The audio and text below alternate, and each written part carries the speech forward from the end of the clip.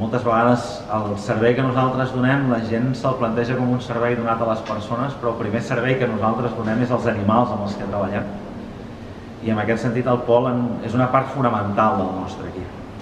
Les nostres rutines són molt importants, complir els horaris és fonamental, els cavalls són animals d'hàbits i per tant en la feina del pol hi ha una part que és crucial, que és la seva habilitat per mantenir aquesta rutina i repetir-la d'una manera constant. Per nosaltres és una gran...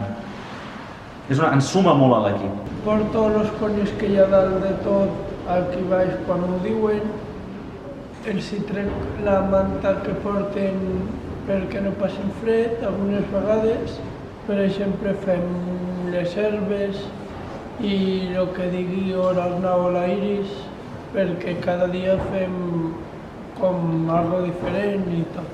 A mesura que anirem avançant en el seu aprenentatge i en la seva